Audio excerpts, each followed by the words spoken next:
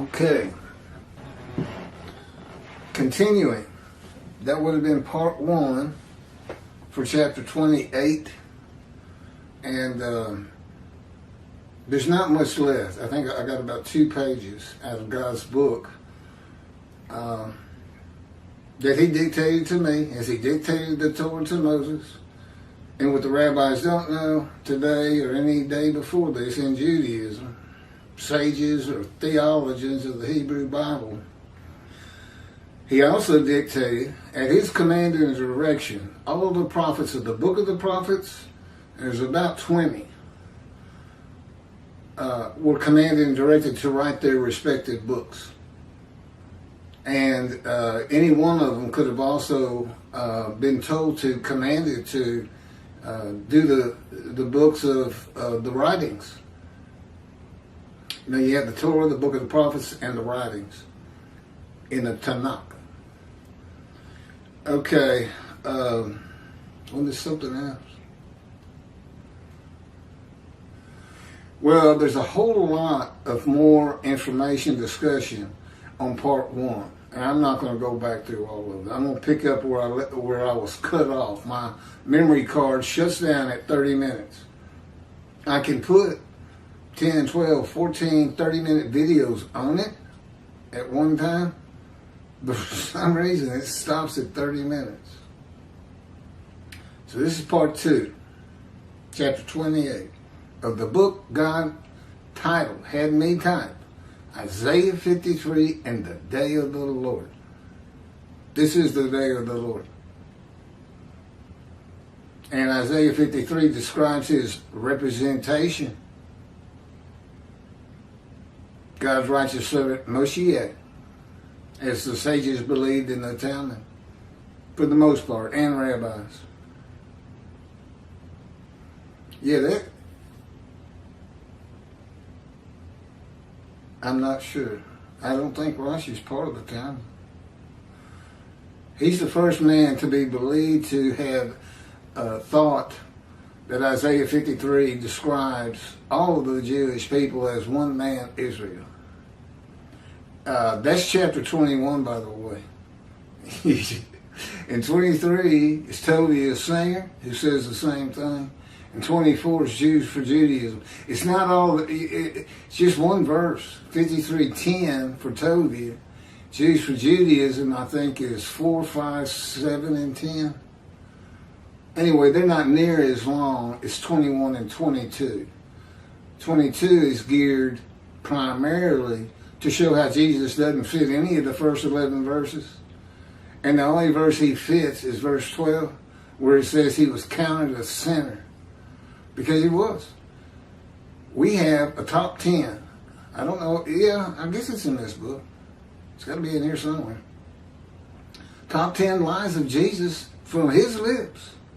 5 of which were false prophecies. And that makes him a liar. He's not unblemished. You know, their whole concept is the unblemished Lamb of God. Let's go to Leviticus where, you know, you offer up an unblemished lamb and you get sin forgiveness. Well, actually, Leviticus says for unintentional sins, they don't seem to abide by that much.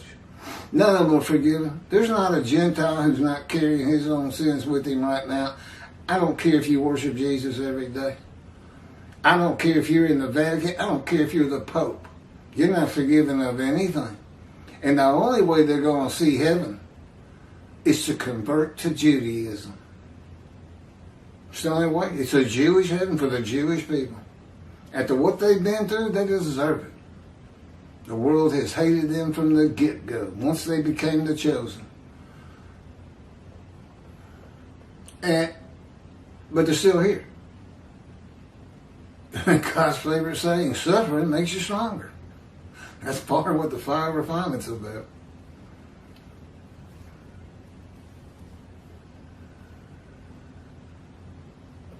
Wait a minute, that's not where I was.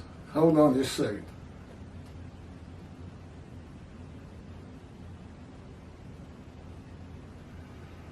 Okay, by offering himself for the guilt of the Jewish people, God's righteous servant which is basically an offer to go through the fire of refinement, become the righteous servant, and remove the guilt of the many made righteous. Get them to be righteous and they won't feel guilty about not following God's laws.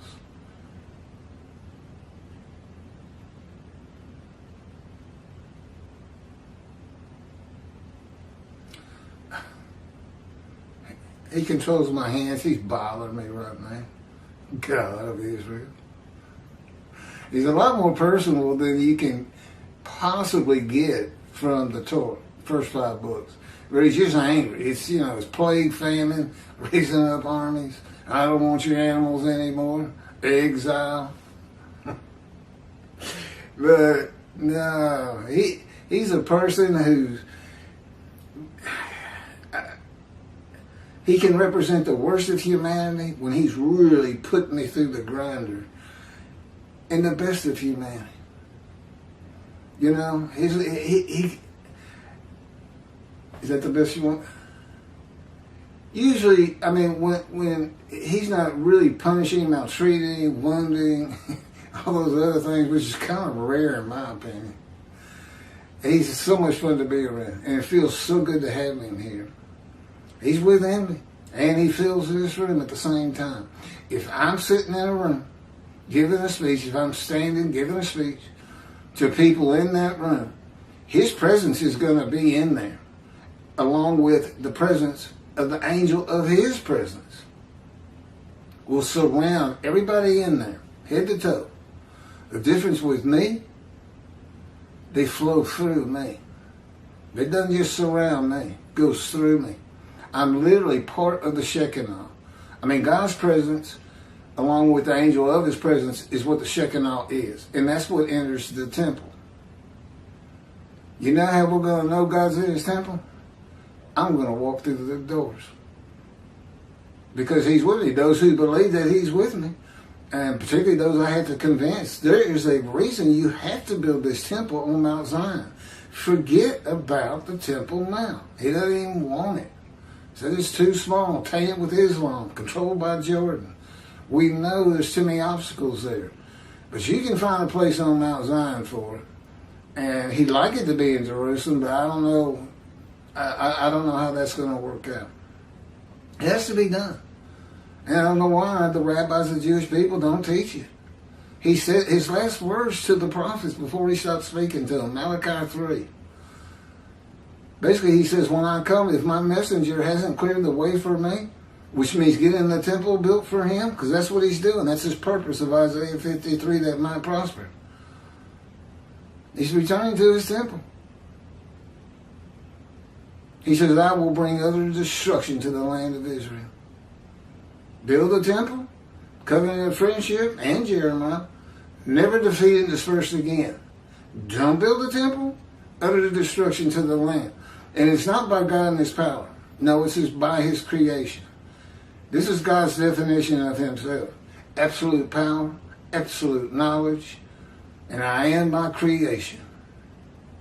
So when he says he's going to do it, he means his creation is. And I would have figured that's like Iran, Lebanon, Egypt, Jordan, all attacking at the same moment. Israel does have the most powerful army in the Middle East. But 4-1, utter destruction. I don't know why. I know your rabbis teach this Messianic era and heaven on earth, basically, and world exaltation, the world speaking Hebrew, which are all false teachings and fallacies. And, basically making the Jewish people forget about the words, never again, never forget. Because why would you want to, be careful about whatever's going on because of what happened at the Holocaust and before? If the world's going to love you. They're just, what they're doing? They're just preaching, teaching what they know their flock wants to hear so that the donations will be bigger and better. Then telling them, well, when Moshiach comes, we're all going to be reckoned with in this mess.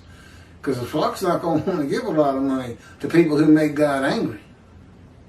Oh, and he is angry, and there's nobody that comes close to Tovia Singer and Jews for Judaism. Mainly because of how many followers they're deceiving with this, and how it's hindered God.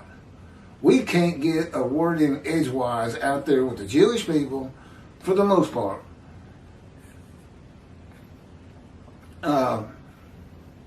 Because the minute you say Isaiah 53 is something other than Israel, that's it. That's not what Tobiah says. That's not what Jews for Judaism says. It can't even be a Jew. It's got to be a Gentile. And God did that purposely because he knew what the Gentiles were going to do. He knew they were going to have their unblemished lamb, some man, human sacrifice.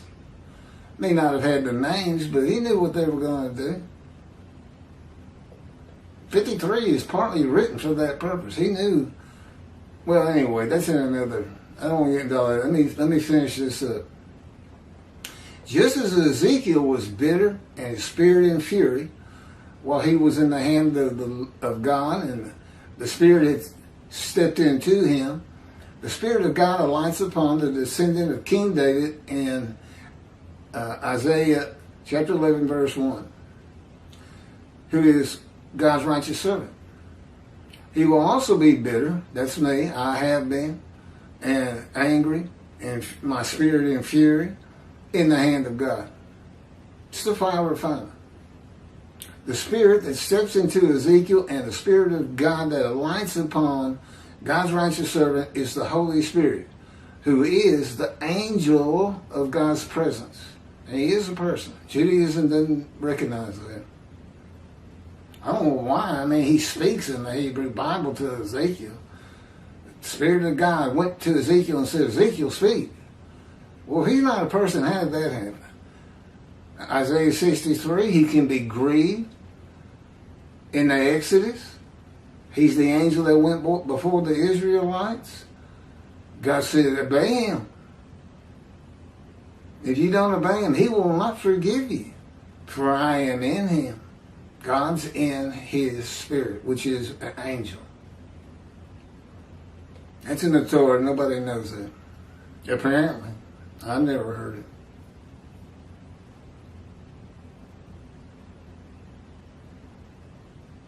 Ezekiel is going through the same fire refinement.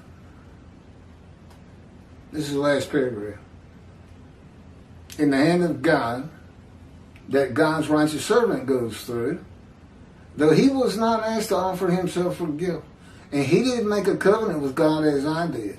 I'll go through your fire refinement if you give me long life. Because I fulfill Isaiah 53:10. God chose to crush him with disease, that he would offer himself for guilt and might receive long life and see his children. Covenant is, you give me long life, I'll go through your fire refinement, become the righteous servant, and remove the guilt of the witnesses by making them, the many, they're the many, first 6 verses in quotes, righteous. And I got a good head start because I got a covenant that forgives all their sins, so they're going to have a clean slate.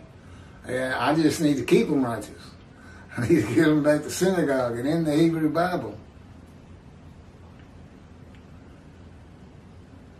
And he wasn't crushed with, Ezekiel wasn't crushed with disease. The purpose of God in crushing his righteous servant with disease is done primarily to prevent the Gentiles, and I guess we should add Tobiah Singer, from using the animal worship and atonement laws for a man. Tobiah Singer uses it for 6 million of the murdered and slaughtered of the Jewish people in the Holocaust. The man's given long life. That's what it's all about. To make the many righteous with his knowledge. To be God's representation in the day of the Lord. Which they don't seem to know about either. Well, they don't do. If they do, God hadn't had me go look at it. I should think they have something.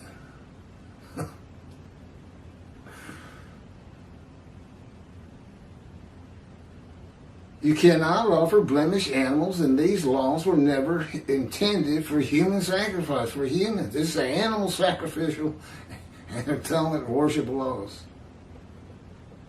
So anyway, so God crushes me with stage 4 lung cancer. He did crush my life. As I said, the fulfillment of 53:10.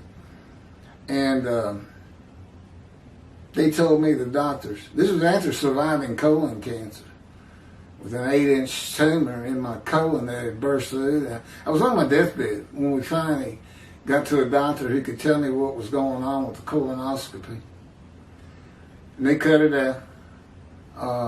And I had to take colon chemo for 6 or so months. But then afterwards, they wanted to run more tests and discovered the lung cancer. And they showed me the pictures. White spots all over my lungs. And they said it's untreatable. I never had a doctor tell me that. And I said, what do you mean it's untreatable?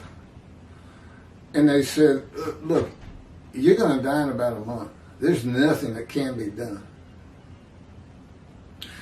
And that was when the planes hit New York 22 years ago, and I haven't seen a doctor since.